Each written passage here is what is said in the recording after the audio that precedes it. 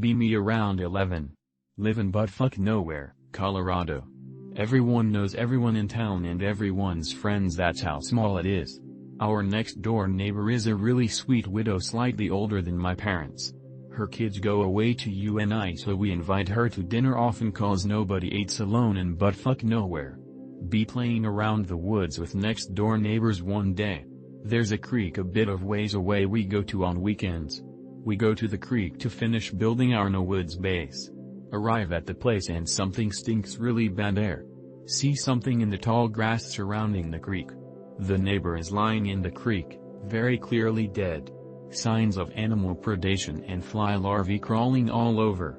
Face a bit bloated but untouched by wildlife, so we know it's her. Run back to our respective parents crying like little bitches. I run through the door yelling for mom. Run into the living room. The neighbor is sitting with her by a coffee table sipping tea. She turns her head slowly and looks at me. Back out of the room and go to dad's garage. Tell him what happened. Obviously thinks I'm dumb, but does call the police and tells them there's a supposed dead body in the woods. After that the neighbor visited us less. See her sitting on the porch staring into the distance often, which is something she never did before. Her garden becomes an absolute mess. She always looks disheveled. Parents say it's depression, but I know better, because when she looked at me back then in the living room her eyes were completely black.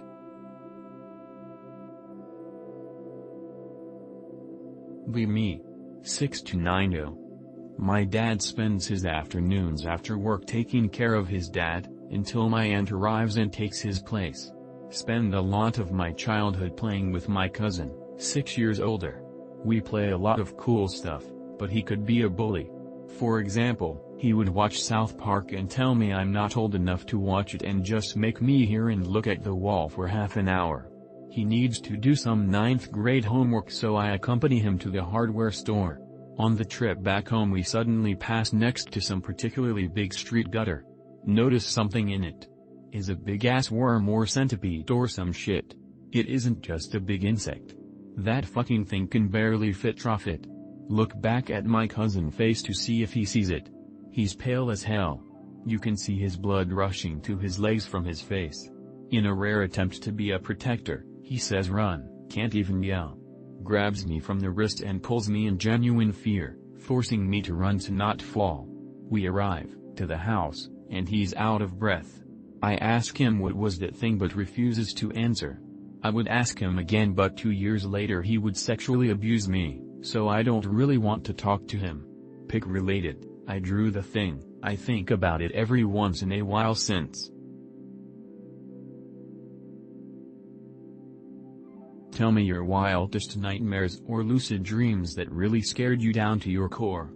I'll go first. This one left me contemplating reality. Be me. Getting dragged through dirt and leaves. Can hear screaming but it doesn't sound like my own. Sounds of water thrashing all around me. I can feel the coarse mud packing under my fingernails as I claw at the ground, but it's futile. Someone is suddenly drowning me in shallow water. I'm thrashing around trying to break free. I feel the skins of his neck just out of reach. I cannot break free. Wake up at 3:56 a.m. in the bathtub. Water running but the drain was open so there was no overflowing. Faucet was on hot but has been running long enough to go cold.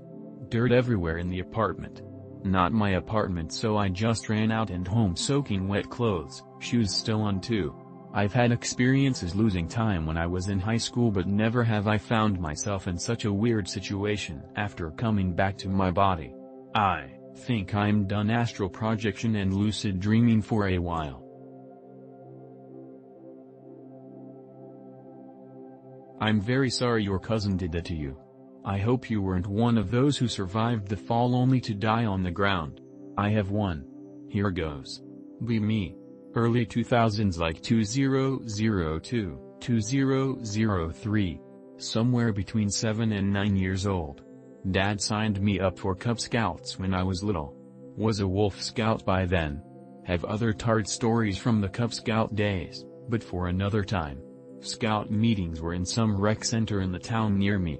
Myself and the other little shitheads would always get a half hour to 45 minutes at the end of each meeting to run around like lil ADHD spastics and play while waiting for everyone's parents to pick them up. Had run of the whole rec center pretty much, except for one room which we would get yelled at, punished for even going near the door, which was always closed. After one meeting we stayed extra long. Some parents may have been running late picking up their kid or some shit. A few other little retards and myself just go into the room all at the same time when none of the adults were paying attention.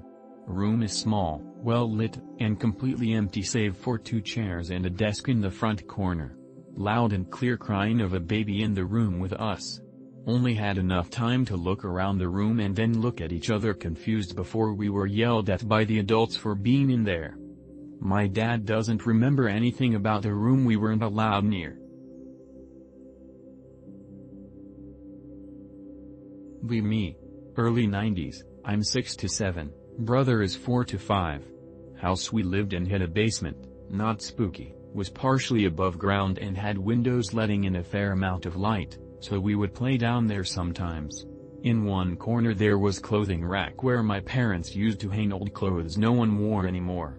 I guess storing them until they donated them or whatever. One day we are looking at this rack and notice a small blue child's snowsuit. Kind of like pic related, but no ruffles and a paler blue, almost green color. Was too small for either of us so we must have outgrown it, although neither remembers wearing it. For some fucked up reason the snowsuit fills us both with a feeling of dread. We talk about it but are too young to really articulate what we're feeling, so we just say things like it looks bad and it's scary. Reflecting back on it now, all I can say is that something about it looked off to me and that I really didn't like seeing it. We told our parents about it, who must have thought we were retarded, but they either threw it away or packed it away somewhere and we never saw it again. Me, January 2019. Driving home after picking up my roommate. Pulling up to the light where a local road crosses a highway. Suburban northern New Jersey, plenty of houses and cars going about even at night. Sitting at the light when a cluster of lights slowly crawls across the sky and over the intersection. A triangle of red lights with a white light blinking in the center. At first glance it seemed like a plane but the lights seemed so close to us and so spread apart that the plane would have to be only 1,000 or so feet above us. Moved at a snail's pace, slower than a plane would travel if one would be so close. No sound of a motor or jet engine, just this giant triangle dragging across the night sky until it disappeared behind the tree line across the highway. Just look at each other and remark how weird that was.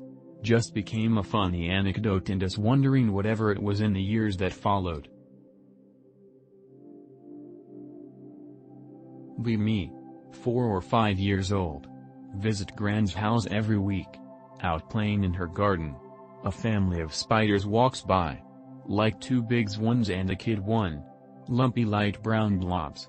Literally no discernible features. Their legs were thin like hairs. Watched them go, could not understand how such thin legs held them up. UK here. Never did find out the species. Man. Same shit is happening to me. Me. Yesterday. 1 month deep in SR streak, lol deep. Horny 24/7 literally fantasize about sex with the people who drive me to work cause I'm so starved of a real sexual relationship. Just fucking jerk, one in the toilet to BWC. Nothing changes, still horny AF and still full of energy. What's even the point anymore? I think Faith rejected me from all potential women. Every single woman that has ever been attracted to me, since elementary, have been unavailable women lol.